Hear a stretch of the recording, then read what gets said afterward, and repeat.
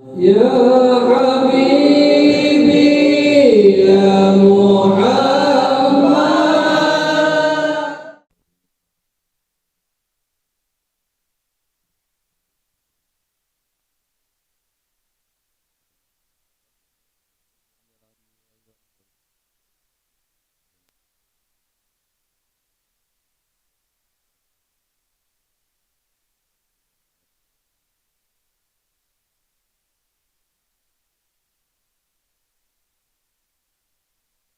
محمد. ولجميع آبائنا وأمهاتنا ولجميع والدينا جميع أولادنا ولجميع المؤمنين والمؤمنات والمسلمين والمسلمات خصوصا من استطاع بجميع الخيرين إلى سيدنا أبو بكر الصديق وإلى سيدنا عمر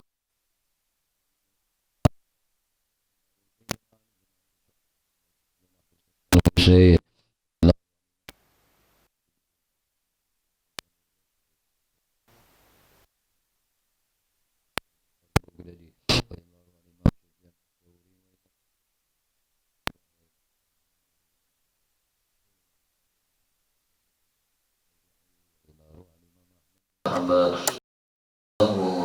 الإمام حجة الإسلام أبو حامد محمد بن محمد الغزالي وإلى سلطان الأولياء سيدي شيخ عبد القادر الجيلاني وشيخ إبراهيم القنواتي وشيخ محمد سلمان المدني وشيخ محمد أرشد من عبد الله بن بين البنجري وشيخ عبد الله البنجري وشيخ محمد بن عمر البنتري وشيخ زين الدين السنبوي وشيخ علي بن عبد الله البنجري وشيخ محمد سرواني عبد البقير البنجري وشيخ سلمان ولي البنجري وشيخ محمد سعيد البنجري وشيخ محمد تلميذ صالح حافظ البنجري وشيخ زكريا البنجري وشيخ اسماعيل البنجري وشيخ محمد نافس البنجري وشيخ محمد زيني بن عبد الغني البنجري وجميع مشايخنا ومعلمينا وسيدنا ودرسنا وجدنا ولجداتنا وقرابتنا جميع والدينا جميع أولادنا جميع المؤمنين والمؤمنات والمسلمين خصوصا إلى روح الإمام زين شيء لله الفاتحة بالله من الشيطان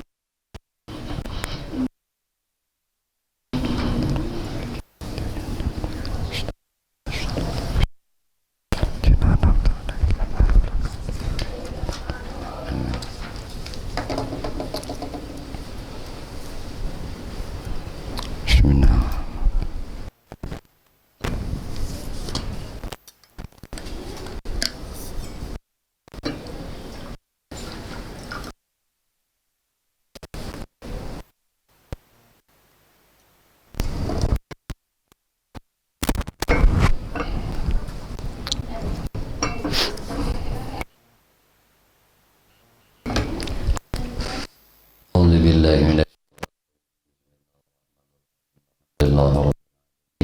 اللهم صل وسلم على سيدنا محمد وعلى آله وأصحابه أجمعين قالوا سبحانك لا علم لنا إلا ما علمتنا إنك أنت العليم الحكيم وتب علينا إنك أنت التواب الرحيم لا حول ولا قوة إلا بالله العلي العظيم العزيز العليم عدد كل كتب ويكتب عبد العابدين ودهر الداهرين رب اشرح لي صدري ويسر لي أمري واحلل عقدة من لساني يفقهوا قولي ربي زدنا علما وارزقني فهما برحمتك يا أرحم الراحمين اللهم إنا نسألك فهم النبيين وحفظ المرسلين وإلهام الملائكة مقربين يا رحمن يا رحيم والحمد لله رب العالمين. Bismillahirrahmanirrahim. Qala musannif rahimahullahu ta'ala wa nafa'ana bihi wa bi ulumihi wa bi asrarih fid dharain amin. Halaman 133. Bismillahirrahmanirrahim. Sebuah kisah dikisahkan oleh Al-Imam Yafi dari Abu Bakar Ad-Dari. Ia mengatakan, dahulu aku mempunyai seorang tetangga pemuda nang tampan bungas orangnya. Ia berpuasa pada siang hari dan tidak pernah tidak berpuasa. Ia siang puasa.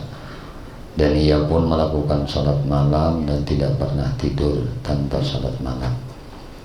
Pada suatu hari ia berkunjung kepadaku dan berkata, "Wahai Ustaz, aku tertidur tidak melakukan wiridku tadi malam. Dalam mimpiku tiba-tiba aku melihat seolah-olah mihrab tempat ibadahku terbelah.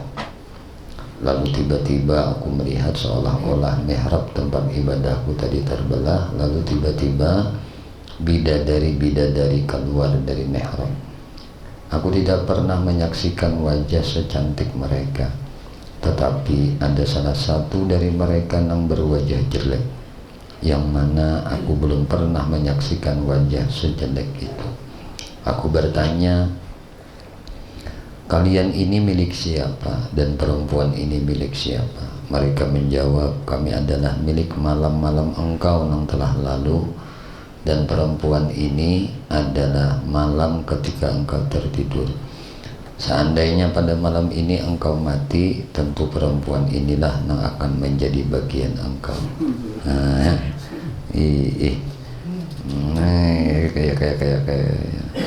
Tiba-tiba pemuda itu berteriak dengan suatu teriakan. Kemudian ia mati. Semoga ia dirahmati oleh Allah Ta'ala. Undang tadi lihat bidadari lalu anuai lagi sidin. Kisah yang lain dikisahkan oleh seorang soleh bahwa ia mengatakan, aku melihat Imam Sufyan As-Tsauri di dalam mimpi sesudah beliau mati.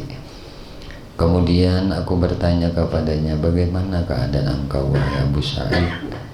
Tetapi ia berpaling dariku seraya berkata, ini bukan zaman untuk memanggil seseorang dengan gelar. Lalu aku bertanya lagi kepadanya, bagaimana keadaan engkau wahai Sufyan? Tiba-tiba ia berdiri dan membaca syair. Aku memandang Tuhanku dengan mata kepala. Lalu ia berfirman kepadaku, bergembiralah memperoleh ridhaku terhadap engkau wahai Abu Sa'id.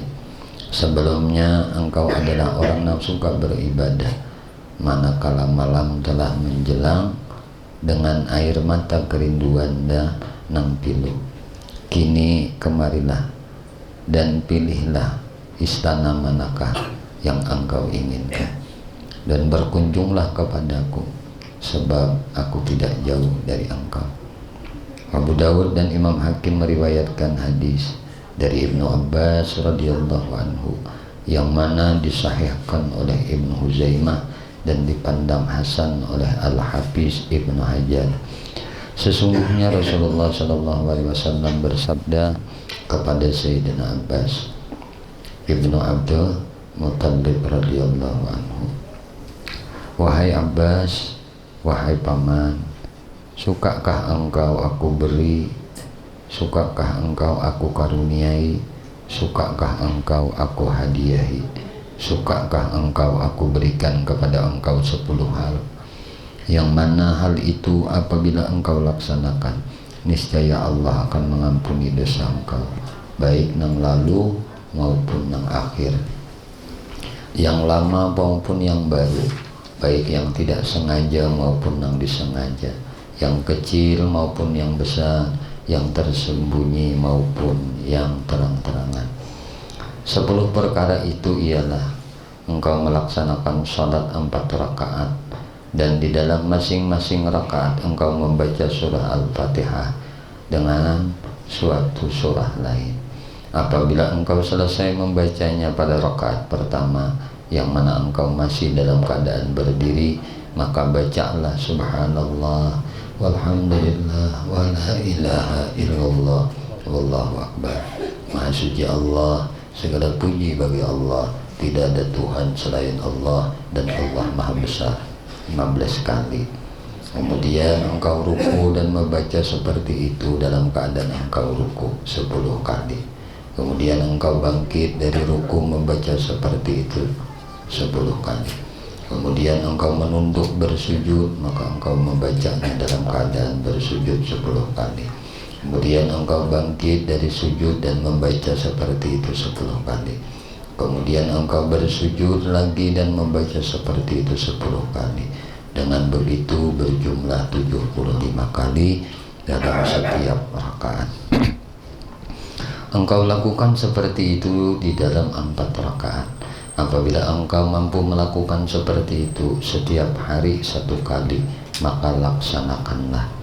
Apabila engkau tidak mampu setiap hari melaksanakannya, maka dalam 1 Jumat 1 kali. Apabila engkau tidak mampu melaksanakan sejumat sekali, maka dalam setiap bulan 1 kali. Apabila engkau juga tidak mampu melakukan sebulan sekali, maka sepanjang setahun sekali. Maka sepanjang umur engkau 1 kali. Punya ada kawai juga. Barang sekali seumur hidup. Ketahuilah bahwa salat tasbih itu dianjurkan dan disunatkan untuk diamalkan secara rutin setiap waktu dan tidak boleh dilalaikan. Jadi perlu kita ketahui, Imam Abu Daud dan Imam Hakim ini meriwayatkan hadis ini dari Ibnu Abbas. Nang mana ini disahihkan oleh Imam Ibnu Huzaimah. Jadi hadis ini sahih oleh pandangan Imam Ibnu Huzaimah dan pulang dipandang hasan hadis ini oleh Al-Hafiz Imam Ibnu Hajar. Jadi kuat banget hadis ini. Hadis ini kuat benar. Makanya para ulama itu menganjurkan untuk kita menggawi sembahyang tasbih ini. Demikian menurut pendapat Abdullah bin Mubarak maupun sejumlah ulama lainnya. Itulah Asy-Syaikh Tajuddin As-Subki menyatakan salat tasbih termasuk hal penting dalam agama. Oleh karena itu harus ada kemauan untuk melaksanakannya. Orang yang sudah mendengar keterangan tentang salat tasbih dan pahalanya yang besar, kemudian ia melalaikannya dengan meninggalkannya, maka samalah halnya dengan meremehkan agama. Tidak tertarik kepada amal-amal orang saleh dan tidak tergolong sebagai orang-orang yang baik sama sekali. Ibnu Abi Saif Al-Yamani mengatakan, disunatkan melaksanakan salat tasbih pada saat tengah hari Jumat. Waktu tengah hari di hari Jumat. Siapa yang berpendapat ini? Ibnu Abi Saif. Pada rakaat pertama sesudah membaca surah Al-Fatihah, membaca surah At-Takasur. Alhaakumut takasur hatta zurtumul maqabir. Pada rakaat kedua surah Asr. Wal asri innal insana lafi khusrin. Pada rakaat ketiga surah Al-Kafirun. Pada rakaat keempat membaca surah Al-Ikhlas. Jadi Alhaakumut takasur di rakaat pertama surahnya, wal asri di rakaat keduanya, kemudian surah Al-Kafirun di rakaat ketiga, kemudian surah Al-Ikhlas qul huwallah di rakaat keempat. Apabila sudah sempurna 300 tasbih, maka setelah selesai membaca tasyahud dan sebelum mengucapkan salam membaca ini, Allahumma inni as'aluka taufiqa ahlil huda wa a'mala ahlil yaqin wa manasahata ahli taubat wa azma ahli sabar wa jidda ahli khasyah wa talaba ahli ragbah wa ta'abuda ahli wara wa irfan ahli ilmi hatta akhafaka. Allahumma inni as'aluka makhafatan tahjuzuni an ma'asika hatta a'mala bi ta'atika amalan astahiqu bihi ridhaka wa hatta unasihaka bi taubati khawfan minka wa hatta ukhlisa laka nasihata hubban laka wa hatta atawakkala alaika fil umuri kulliha wa uhsina dhanna bika subhanaka khaliqin nur subhanaka khaliqin nur rabbana atmim lana nurana waghfir lana innaka ala kulli syai'in qadir birahmatika ya arhamar rahimin. Ada hafal guru ini nih, mau nak ada hafal di fotokopi buat dalam kantung. Kayaknya bila sudah ayat akhir ambil buka nah baca amin.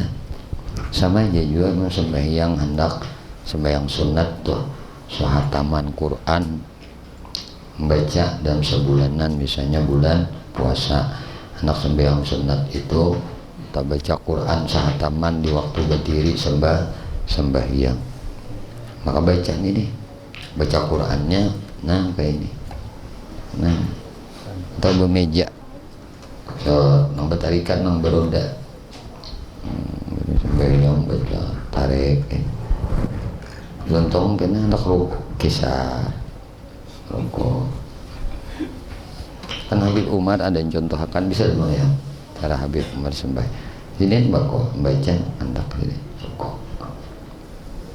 Nah ini amonnya kawah mau ingkut kayak ini malah bagus, pahalanya bertambah lah, pahala mengikuti Qurannya tuh bertambah. Nah sebagian ada nangka itu cuma kurang bagus bang dikati yang anaknya. Nah, bagusnya itu bermeja aja kalau bapak juga yang penting bacanya itu ya Allah.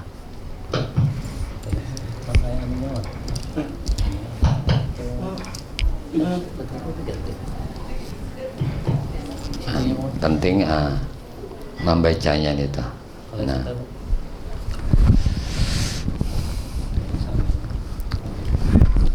ya Allah, aku memohon kepada Engkau taufik orang-orang ahli hidayah, amal perbuatan orang-orang yang penuh keyakinan, ketulusan orang-orang yang bertaubat, tekadnya orang-orang yang sabar, dan kesungguhan orang-orang yang takut kepada Engkau, kemauan keras orang-orang yang penuh pengharapan dan ibadah ahli wara, serta ma'rifat ahli ilmu, sehingga aku menjadi takut kepada Engkau. Ya Allah, aku mohon kepada Engkau rasa takut nang akan menghalangiku dari bermaksiat kepada Engkau, sehingga aku melakukan amal kepada Engkau dengan suatu amal yang dapat mendatangkan keridhaan Engkau, dan sehingga bersikap tulus kepada Engkau dalam bertaubat atas dasar takut kepada Engkau, dan sehingga aku bersikap tulus kepada Engkau atas dasar cinta kepada Engkau, serta sehingga aku dapat bertawakal kepada Engkau dalam segala urusan, dan juga berprasangka baik kepada Engkau. Maha suci Engkau, Sang Pencipta cahaya. Wahai Tuhan kami, sempurnakanlah bagi kami cahaya kami, ampunilah kami, sesungguhnya Engkau Maha Kuasa atas segala sesuatu.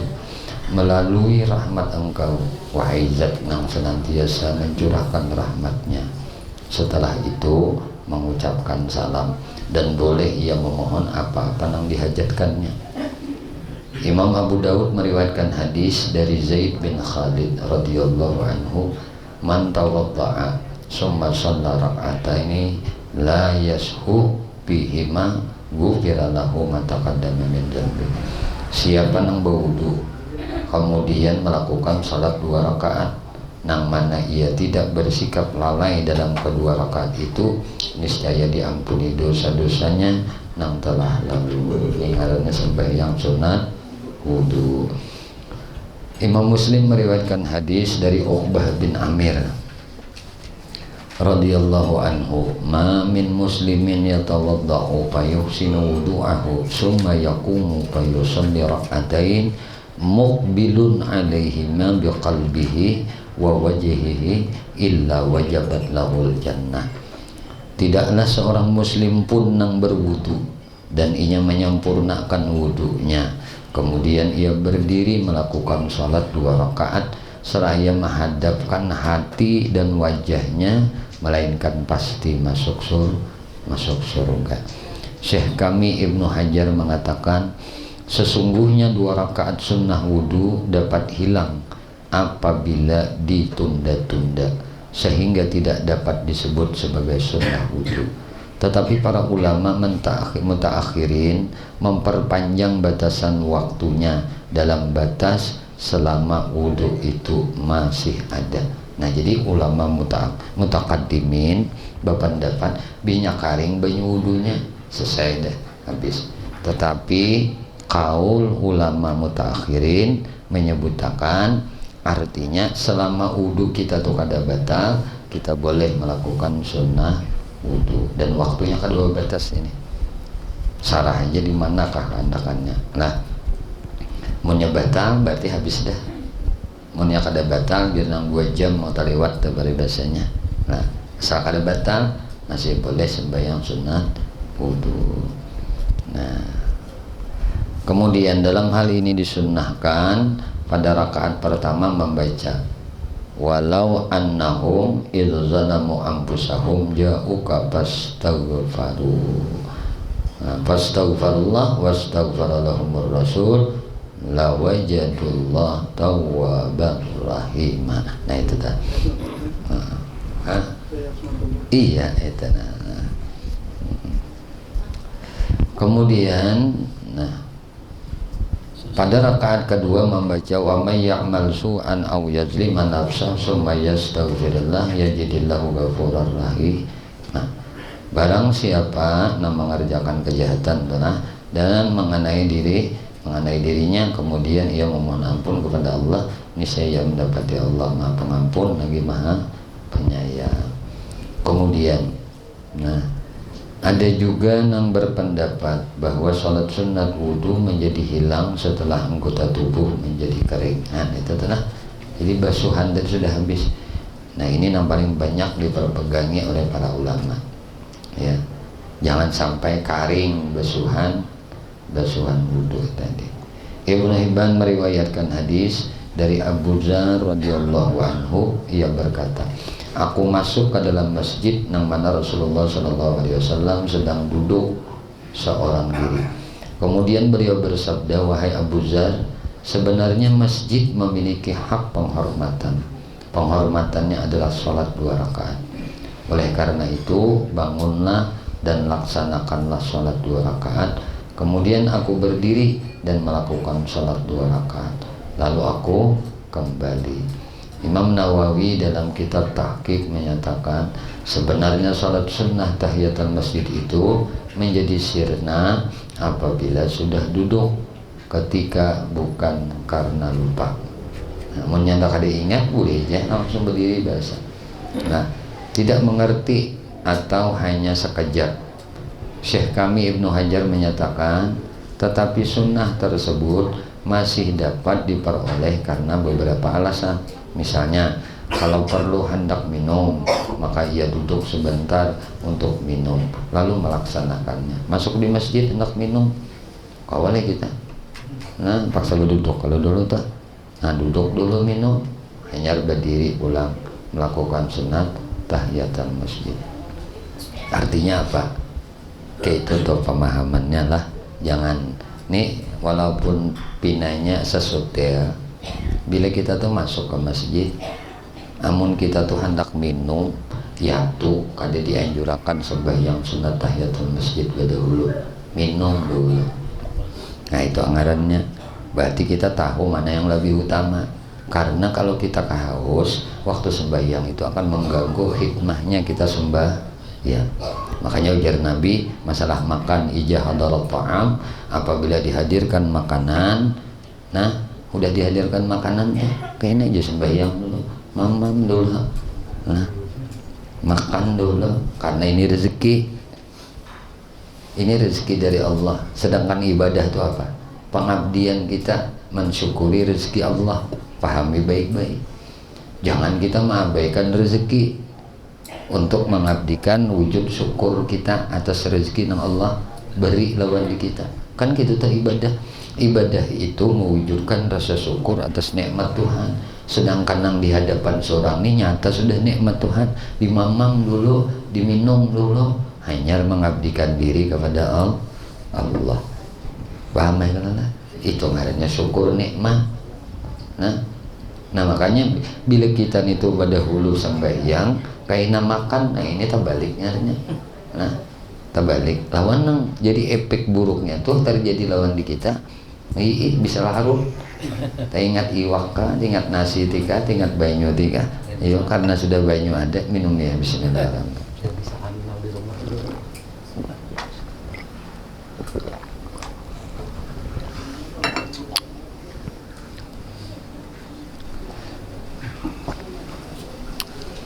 Dimakan dulu, embunnya ada makanannya dulu, minyak ada, ngapa pak? Kemarin kan nggak ada, apalagi kan disuruhi orang lagi, ya nonton sembahyang dulu, nah ini tata, artinya orang hendak minum aja di dalam masjid tuh binya minum dulu berduduk, ya tuh masih dibolehkan ini melakukan sunat tahiyatan masjid. Tapi jangan dikehendaki juga udah nak minum dulu ya supaya duduk merancang dahulu mulai luar masjid minum di masjid aja kan aja dasar anak berduduk juga kayak itu tanah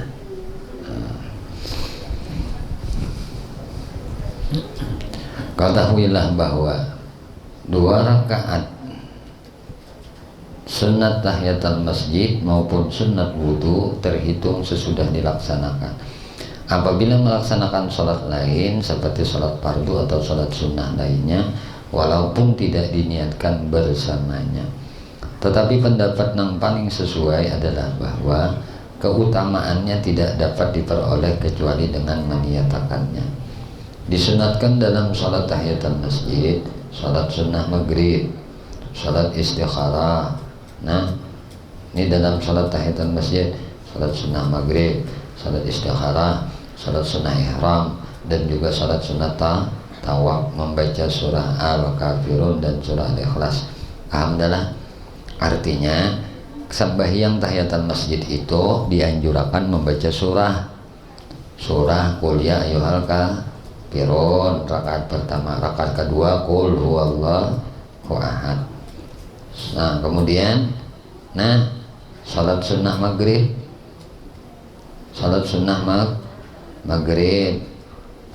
nah itu toh bayat juga kuliah lawan kul wallah. Salat istikharah, salat minta pilihakan Tuhan apa yang terbaik. Nah itu kuliah juga rakaat pertama, rakaat kedua kul wallah.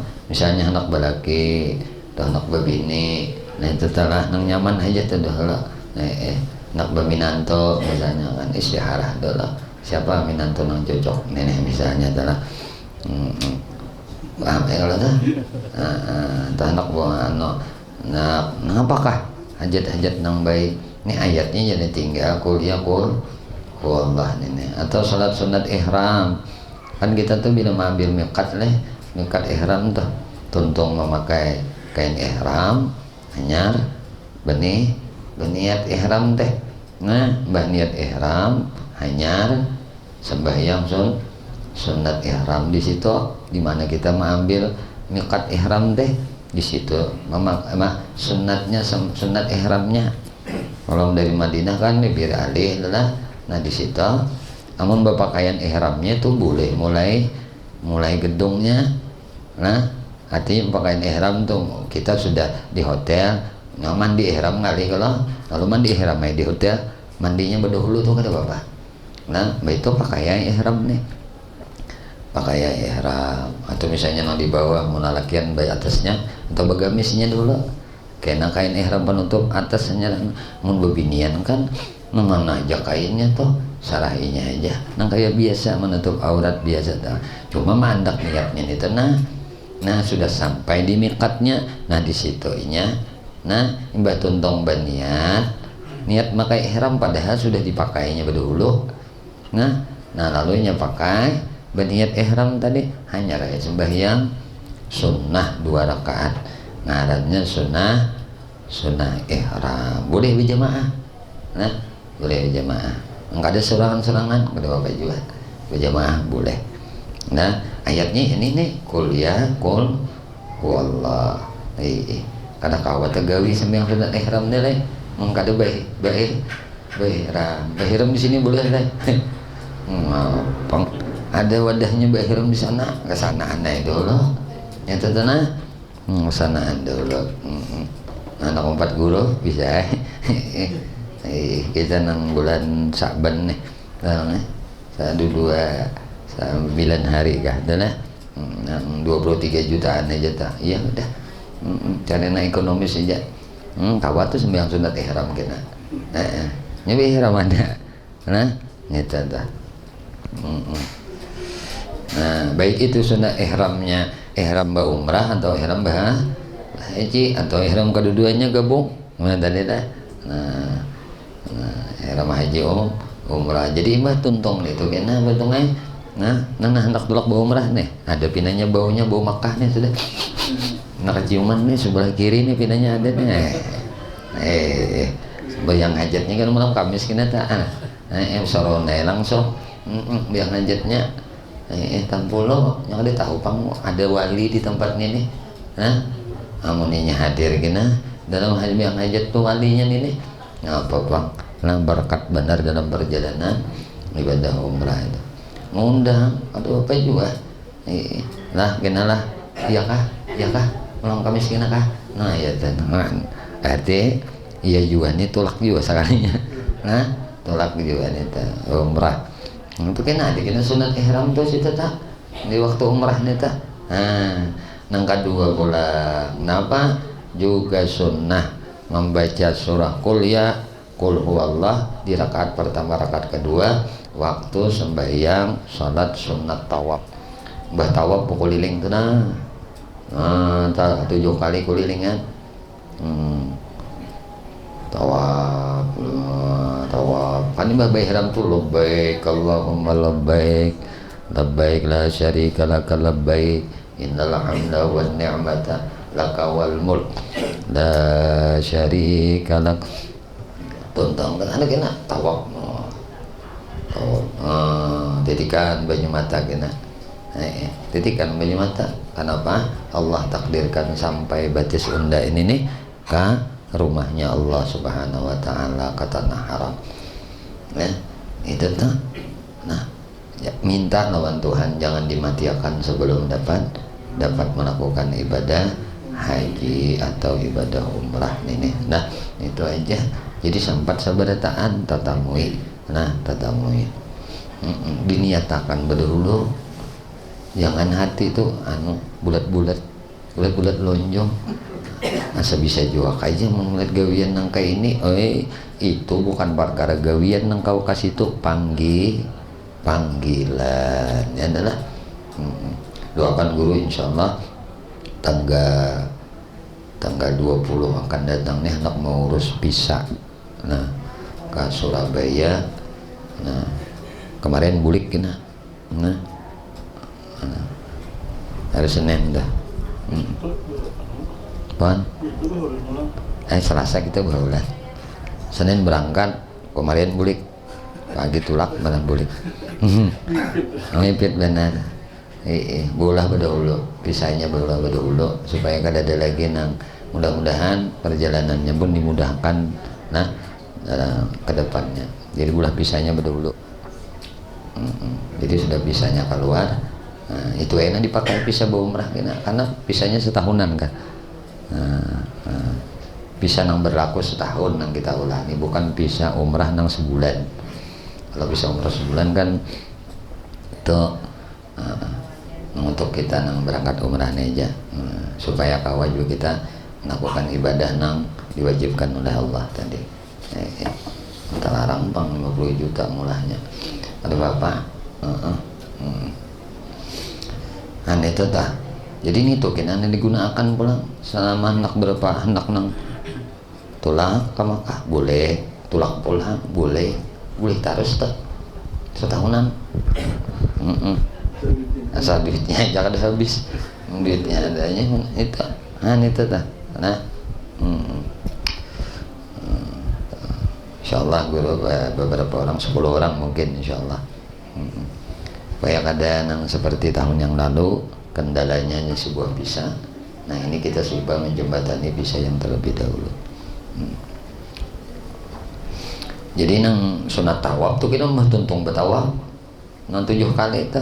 Nah hanya sembahyang sunnah. Kemana lagi arahnya, nak higa Ka'bahnya kah, nak pas di tengahnya kah, semua bisa. Nah, semua bisa.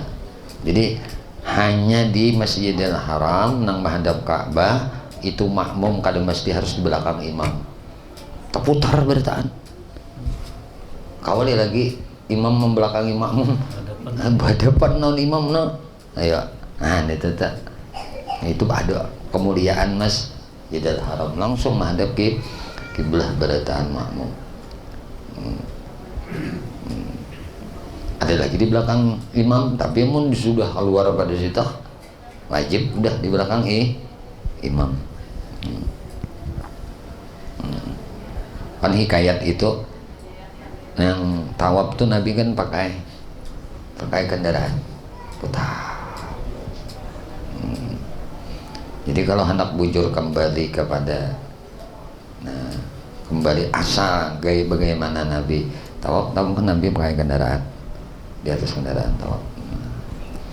Jadi kita menghendak nangkai itu juga ada kendaraan di atas tuh, kenal tingkat berapa aja ya?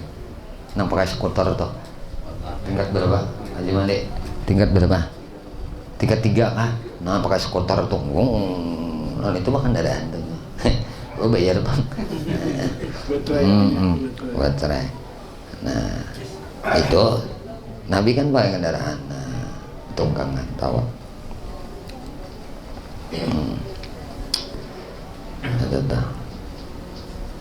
Jadi ketika kita ini nampak menghadapnya melakukan sunat tawaf itu jangan kada bersurah. Apalagi kita nih surah Qul ya ayyuhal kafirun. Kita kada kau mengamalkan sunat tawafnya kada tawaf. Kada kau mengamalkan sunat ihram kada ihram. Maka kaifiat nangga ini yang ditinggal. Diusahakan dikerjakan. Artinya ilmu ini tak amalkan. Nah, neta. Kada kau kita mengamalkan kada ada anunya. Biar kamu gono bener bola Ka'bah di tuh nih misalnya di mana nih di Almanar atau di Minatirta tuh ulah Ka'bah no duplikat Ka'bah putar-putar lalu sembahyang sunat tawaf kada bisa ya. Harus ke sana tuh bang hanya kawas sunat tawaf ihram biar bagus benar ikam memakai ihram di sini. Di situ nang pinataloloy pakai ihram di situ nang karena kaifiatnya mah melakukan sunnah ihram. Di dalam kitab Azkar An-Nawawi dijelaskan sebagian dari sahabat-sahabat kami berpendapat bahwa orang yang masuk ke dalam masjid tetapi tidak berkesempatan melakukan sholat tahiyatul masjid karena berhadas atau karena sibuk dan lain-lain, maka disunatkan untuk membaca subhanallah walhamdulillah wala ilaha illallah wallahu akbar wala haula wala quwata illa billahil aliyyil azim sebanyak 4 kali minim, tapi disebut wala haula wala quwata illa billahil aliyyil azim. Kenapa? Ini yang didapat Nabi nih dari pesan Nabi Allah Ibrahim ketika Nabi kita tuh kan tangga di setelah Nabi, kan Nabi sebelum di Isra Mi'rajkan oleh Allah diambili oleh malaikat, pemimpin malaikat Jibril lawan Mikail. Ujar Jibril lawan Mikail, ya Rasulullah, 4 kami lunak majak pian kemana aja Nabi? Kayaknya majak kemana? Ada Ka'bah. Nah di situ Nabi ini kan direbahkan, dibelah nih parut dada, diambil isinya, dicuci, masukkan, diisi dengan sifat-sifat yang terpuji. Nah imbah itu dibawa pulang Nabi, didatangkan 2 banyu.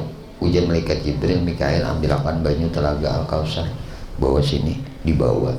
Imbah itu digabungkan, dicampur 2 banyu mulia nih, banyu telaga Kausar, banyu Zam-Zam, aduk dijadikan satu, disuruh Nabi baudu kan. Jadi hendak Isra tuh mesti baudu, hendak berjalan tuh kemana kah jangan kada budu demi itu. Jangan kisahnya aja kita tahu, tapi bila nak berjalan lipoi wudu. Nabi naik kendaraan nang super cepat, nang bebas daripada kecelakaan. Ada kita ini rawan dengan kecelakaan. Ini contoh udahan di kita. Bila anak tuh jangan kada wudu. Bila anak musafir nak berjalan naik kendaraan, anggaplah nih burak. Bila anak selamat ya guru bari melajan nyawa anak selamat dalam perjalanan, yakini naik ini adalah burak. Pahamlah. Kenapa kan yang paribahasanya ada kita aja menyambat bila nang priday nang beluduk naik apa aja burak. Oh ya mau dibalik udang nang naik kendaraan mewah itu sambat burak. Jangan nang butut. Bila muter butut padahal burak. Ini itu padahal jangan burak. Padahal kan nang apa kan? Nah, naik burak. Jadi anggap kita naik burak. Tapi sebelumnya buduk gitu nah. Lalu Nabi jalan okon. Dan perjalanan itu kan Nabi disuruh singgah beberapa tempat. Nah, bagusnya pulang di kita. Mun salah dalam perjalanan tuh tempat-tempat nang ada keberkatan. Nah, nang asarnya orang saleh. Imam kuburnya itu boleh singgah. Satu, Nabi singgah di mana? Singgah di mana? Di Taibah kalau tuh. Nah, jadi perjalanan tuh boleh pertama untuk kemana? Melihat hal-hal nang hijau. Jadi Nabi melihatkan lembah nang hijau. Itu Taibah. Nah, ujar Jibril, kena pian Rasulullah setahun mbah ini pian kena hijrah ke sini. Setahun setelah ini Nabi pian hijrah ke sini kena. Nah, setelah pian datang perjalanan ini. Nah, lalu disuruh Jibril sembahyang. Nabi kan wudu sudah nih. Sembahyang. Terus pulang sampai ke Tursina, bukit gunung. Jadi nang dijalani itu lembah gunung. Pahamlah. Itu perjalanan kalau hendak kita merasakan perjalanan religi, ada lembah dilewati, ada gunung. Suruh sembahyang juga Nabi situ. Ini memang tempat mulia. Taibah ini kan Nabi pakai hijrah ke sana. Ya Madinah ngarannya. Kena ujar Jibril, pian kena berkubur di sini, berumah di sini. Nah, udah masjid di sini. Terus Jibril tuh madahi. Nah, yang itu sampai pulang ke Tursina, bukit. Nah, bukit tempat Nabi Musa munajat lawan Tuhan, bercakap lawan Tuhan ngarannya Tursina. Berarti ini tempat apa? Tempat berkhalwatnya, tempat bertafakurnya Nabi Allah Musa bercakap dengan Tuhan. Nah lalu Nabi suruh sembahyang karena ini tempat baik. Nah lalu Nabi tulak pulang sampai di Baitul Laham, tempat ibadahnya Siti Maryam. Nah, Maryam melahirkan Nabi Isa di situ di mihrab. Nah, Baitul Laham ngarannya. Nah, Baitul Laham. Nah, tuntung nang tiga ini Nabi berjalan ya di Kiawi itu sebelah kanan mengiau. Oh, Muhammad mandak stumat. Ada hirau Nabi, kata ada instruksi dari guru. Kada ada instruksi malaikat Jibril, kada ada instruksi malaikat Mikail. Ada Nabi hirawakan panggilan sebelah kanan tuh. Singgah tumat Muhammad. Enggak ada kau singgah, barang menjinguk, barang meniring benar. Barang meniring nang kayaknya. Kada mau juga Nabi mengilar. Sebelah kiri pulang. Tuntung nih itu lewat sudah jalan ini di kiau pulang oleh panggilan sebelah kiri. Oh Muhammad mandak setumat, Muhammad mandak setumat. Dah muju Nabi mandak karena guru pada merintahkan. Engkau kau Muhammad sehingga mandak ngilar barang ada juga karena guru kada nyuruh terus pulang. Nah ya nang keluar binian tak binian tuha benar tapi pakaian pakaiannya nang kayak abigian, nang kayak pendeknya sehabis bungas pakaiannya, tapi muhanya tuha. Kiau juga, maka kiawan bebinian tahu lah, kiawan bebinian. Ayo contohkan kiawan bebinian. Ayo, bebinian tuha kiaunya kayak apa? Nah, kada dihirawakan Nabi juga. Nah akhirnya apa? Akhirnya Jibril bawa ucap, benar perilakumu wahai Rasulullah. andai pian menengok ke kanan umat pian itu kena jadi orang Yahudi, ini 4 orang Yahudi kena. Andai pian menengok ke kiri umat pian tu jadi orang Nasrani kena, ini 4 orang Nasrani kena. Andai pian ti menyahuti kiawan babinian nang tuha tadi, nah Muhammad mandak kado mandak ini sirit dan andai pian tadi menyirit nana, maka ujar malaikat Jibril, umat pian lebih mengutamakan dunia ketimbang akhirat.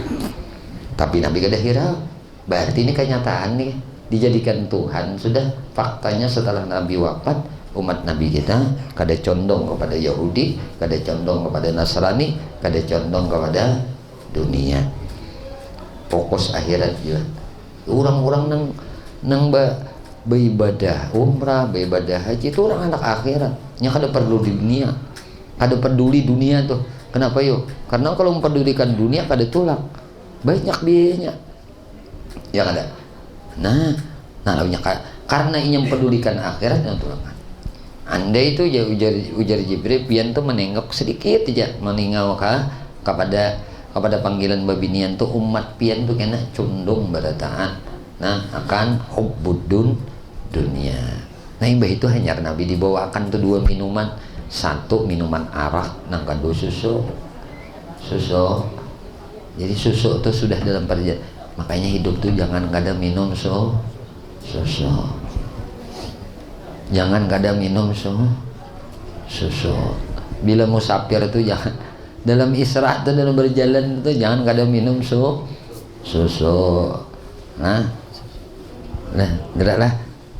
Kena tuh bagi ke Makkah jangan kada minum susu. Ujar guru lawan Hindra, ditahani aja di sini membunuh Yahudi, kainah jadi padang Yahudi di Arab situ membunuh Yahudi. Tuh tuyukannya Yahudi situ. Di kainah di kampung Yahudinya aja, artinya di Arabnya sana aja, mau di sini di Indonesia tapi ada Yahudinya, mau di situ banyak. Simpan aja jago dola, sana aja kena bunuh Yahudi. Nah padang aja tak. Nah itu jadi Nabi dibawakan arak, dibawakan susu. Kada nang madahi ini, tapi hati Nabi sudah bersih. Dibersihkan diisi sifat-sifat kemuliaan. Lalu diminum oleh Nabi, susu nang diminum oleh Nabi. Ya bertinggal dikit nih. Lalu ujar malaikat Jibril, andai pian habisakan Rasulullah susu tuh si kuikung mat pian nggak ada lagi masuk neraka. Susu gak berata. Ini yang penting dulu nih kita. Dengan kondisi zaman sekarang, kan kalau penduduk dunia itu 7 miliar sekian, 1 miliar lebih sekian itu beragama Islam. Beragama Islam. Kan umat Nabi ini ada nang mukmin, ada nang kada. Ada nang mengaku mukmin tapi di sisi Allah, di sisi baginda Rasulullah kada mukmin. Nah umat Nabi nang diminum susu tuh nang mukmin. Mukmin nih nyata. Mukmin di sisi Allah, mukmin di sisi Rasulullah. Itu sedikit aja lagi nang kada masuk surga. Nah, sedikit aja. Kalau umat Nabi kan ada mukmin, ada non mukmin, ada juga nang kafir. Nah, amun nya kada nang dipadangkan kasaluruhan ini nang mukmin. Nah, lalu sampai Nabi ke Masjidil Aqsa tadi. Di Masjidil Aqsa itu ya Nabi turunkan tangga itu. Tangga yang diturunkan Nabi itu 10 tangga. Satu tangga itu didiriin Nabi, berdiri Nabi atas perintah malaikat Jibril membawa Nabi berdiri di tangga itu. Lalu tangga yang di jejak Nabi ini naik sampai ke langit pertama. Belep, kadang nang kayak kita menaik tangga bah bedajok naik langsung. Nah di langit pertama mau bertemu Nabi Adam nih toh. Nah beri salam ya Adam. Diturunkan pulang tangga yang kedua untuk naik ke langit kedua. Kayak itu terus sampai langit ke-7 Sidrah Al-Muntaha. Nah di Sidrah sampai nang ke langit ke-7 itu sampai ke Baitul Ma'mur tuh. Kan Nabi Ibrahim tersandar di Baitul Ma'mur. Nah lalu ujian Nabi Ibrahim padahi, nah wahai Rasulullah, kabarkan non umat pian bahwasanya surga itu luas benar, luas wasi'a luasnya surga itu seluas langit lawan bumi. Nah padahal non umat pian bahwasanya nah tanah surga itu subur benar. Padahal non umat pian untuk banyak menanam pohon di surga. Nah lalu menanam pohonnya di mana ya Nabi?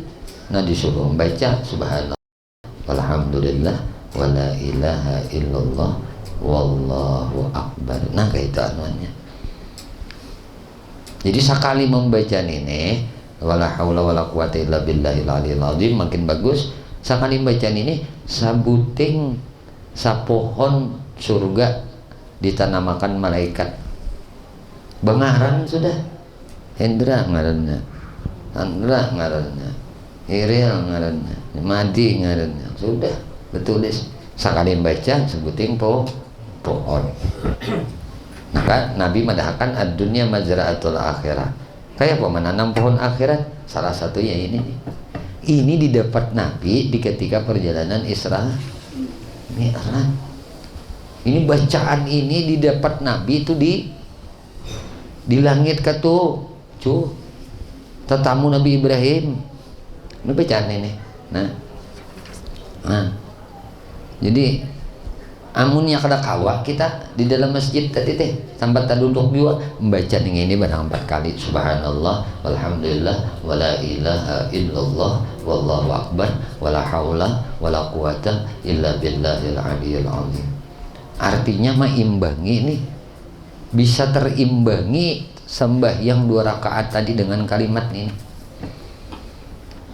Lalu Nabi kan khafifatani fil lisan saqilatani fil mizan. 2 lah. Nah, ini kalimat yang ini nih. Khafifat 2 kalimat nang ringan di lisan namun berat di timbangan. Nah, makanya nang subhanallah walhamdulillah wala ilaha illallah wallahu akbar wala haula wala quwata illa billahil aliyil azim. Di dalam kitab kitab Jauharah Mauhub min Habatil Qulub itu fadilat la ilaha illallah. La ilaha illallah itu huruf napa? Huruf rongga. Maka huruf lisan. Nah, bukan huruf bukan huruf bibir. Nang huruf bibir itu mim ha mim dal Muhammad. Jadi Muhammad kita membaca Muhammad tuh bibir aja. Nang main tuh bibir Muhammad dal Muhammad. Jadi bibir nang bergerak. Tapi kalau menyebut nama Allah itu kada ada bibir. Digenakan bibir kini kalau nyambut Allah tuh Allah. Karena bibir kada perlu bergerak. La ilaha illallah itu pun huruf rongga. La tahani bibirna, bibir tahani atas, tahani bibir bawah. Baca la ilaha illallah kau kada? Kawa. Ini maksudnya apa? Allah Subhanahu wa taala itu di sini. Allah itu di hati. Rasulullah itu napa? Muhammad itu dinampakkan akhlak sifat sidin nawan di kita. Karena ketika kita mengucap Muhammadur Rasulullah. Jadi bacaan ini 4 kali, 4 kali. Imam Abu Daud dan Imam Tirmidzi meriwayatkan hadis dari Abu Bakar radhiyallahu anhu, laisa abdun yuznibu zanban summa yaqumu yatawaddau summa yusalli rak'atain summa yastaghfirullah illa ghafara lahu. Tidak ada seorang hamba yang melakukan suatu dosa kemudian ia bangun dan berwudu kemudian melaksanakan salat kemudian memohon ampun kepada Allah melainkan Allah akan mengaruniakan ampunan untuknya. Semoga Allah berkenan mengampuni dosa-dosa kita dan juga berkenan menerima taubat kita. Imam Ahmad meriwayatkan hadis dari Abu Hurairah radhiyallahu anhu. Abu Hurairah ini kan 7 tahun. Abu Hurairah ini asli orang Yaman. Nah, tapi cinta benar lawan Nabi. 7 tahun sebelum wafat Nabi kan Abu Hurairah ini mengumpuli Nabi, tapi orangnya yang sangat banyak meriwayatkan hadis Rasulullah. Maka beliau adalah pimpinan ashabus sufa, nah pimpinan kaum sufi nang orang-orang itu mendedikasikan hidupnya untuk mengumpuli Nabi aja. Mereka hidup di ada jauh daripada sufa, daripada emperan masjid. Nah, jadi riwayat hadis ini banyak diriwayatkan Imam Abu Hurairah daripada Abu Hurairah. Man qama Ramadan imanan wa ihtisaban ghufira lahu ma taqaddama min dzanbi. Siapa yang mendirikan malam di bulan Ramadan atas dasar penuh keimanan dan mengharap pahala, maka diampunilah dosanya yang terdahulu. Imam Dailami meriwayatkan hadis dari Ibnu Abbas radhiyallahu anhu, al-aidani wajibani ala kulli halimin min zakarin aw unsa. Salat 2 hari raya itu wajib atas setiap muslim senang sudah balik, baik laki-laki maupun perempuan. Maksudnya dianjurkan benar. Juga terdapat sebuah hadis sahih bahwa Rasulullah SAW rutin melaksanakan salat 2 hari raya. Oleh karena itu merupakan sunnah muakkadah dari berbagai pandang. Misalnya dipandang sebagai fardu ain dalam pandangan Abu Hanifah. Jadi Abu Hanifah memandangkan fardu ain, dan kupurlah orang yang menentang disyariatkannya salat 2 hari raya itu. Imam Abu Daud meriwayatkan hadis dari Zaid bin Sabit, salatu ahadikum fi baitihi afdalu min salatihi fi masjidi illal maktubah. Salat yang dilaksanakan oleh salah seorang dari kalian di rumahnya sendiri adalah lebih utama dibanding salatnya di masjidku, terkecuali salat fardu. Nah, jadi salat sunat itu paling mulia, paling bagus di rumah kita. Salat fardu jamaah itu paling utama di masjid. Ibnu Abu Syaibah meriwayatkan hadis dari seseorang, tatawwu'ur rajuli fi baitihi yazidu ala tatawwu'in dan nasi kafadli salatir rajuli fi jama'atin ala salatihi wahdahu.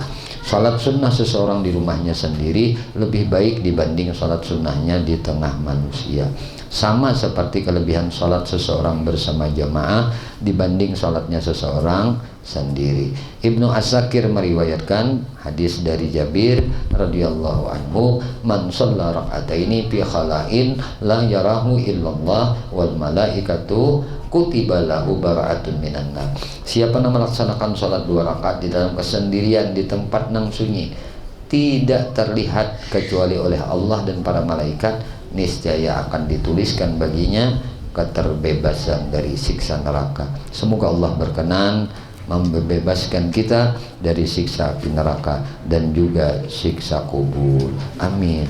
Allahumma amin. Sedikit lagi, dalam kitab Inmus Sinai terdapat riwayat dari Abu Umamah radhiyallahu anhu, ia berkata, setiap kali aku mendekat kepada Rasulullah SAW setelah selesai melakukan salat apapun, baik salat fardu maupun salat sunnah, selalu aku dengar beliau membaca, Allahumma ghfirli dzunubi wa khatayaya kullaha. Ya Allah, ampunilah dosa-dosaku dan segala kesalahan-kesalahanku seluruhnya. Penjelasan, termasuk bid'ah nang tercela yang mana pelakunya akan berdosa dan wajib para pejabat nang bertugas melarang pelakunya adalah sholat rawatib raghaib 12 rakaat antara maghrib dan isya pada malam Jumat pertama bulan Rajab. Ini nih kadadan ini penjelasan lah. Bid'ah nang tercela nang mana pelakunya akan berdosa dan wajib para pejabat nang bertugas melarang pelakunya. Salat rawatib atau raghaib 12 rakaat antara maghrib dan isya pada malam Jumat pertama bulan Rajab. Salat 100 rakaat pada malam nisfu Sya'ban. Ini sama masuk lain anu juga. Nah, salat akhir Jumat bulan Ramadan sebanyak 17 rakaat kadada jua ni bid'ah dengan niat hendak mengqadha salat 5 waktu nang diragukan pelaksanaannya. Nah, kemudian salat pada hari Asyura 4 rakaat atau lebih, dan juga salat salat mingguan. Adapun hadis-hadis tentang itu adalah hadis-hadis maudhu nang batil. Jangan terpengaruh dengan orang yang menyatakan hadis. Semoga Allah berkenan membimbing kita untuk dapat menekuni ibadah-ibadah utama dan dapat menghindarkan tindakan-tindakan nang hina. Tahu ya gitu saudara? Itu penting penjelasan tadi nang bid'ah nang tercela adalah. Nah, itu tak. Kemudian babus shalah berjamaah, insyaallah di lain kesempatan kita akan sambung kembali. Wallahu a'lam bishawab. Ya Allah ya Tuhan kami memohon kepada Engkau, ampuni dosa kami ya Allah, dosa ibu bapak kami ya Allah, dosa guru-guru kami ya Allah, istri kami, suami kami, anak cucu kami, sahabat kami, jiran kami, tetangga kami, dan dosa-dosa seluruh kaum muslimin dan muslimat, kaum mukminin dan mukminat. Ya Allah, istiqamahkan kami dalam bertaubat, dalam berzikir, dalam beristighfar, dan bersalawat kepada Nabi-Mu, di dalam menuntut ilmu. Ya Allah, kami memohon kepada Engkau berkah Nabi Engkau Muhammad, berkah keluarga Nabi Engkau Muhammad, berkah para sahabat Nabi Engkau Muhammad, berkah para wali-wali Engkau, berkah orang-orang saleh, berkah guru-guru kami, dan berkah kedua orang tua kami. Matikan kami ya Allah bertahan dalam keadaan husnul khatimah bi syafaati Rasulillah wa bi barakati Rasulillah sallallahu alaihi wasallam. Amin Allahumma amin. Sallallahu alaihi wasallam Muhammadin wa ala alihi wasallam. Alhamdulillahi rabbil alamin. Alladzina amanu wa tatma'innu qulubuhum bi dzikrillah, la bi dzikrillah. Ya Allah.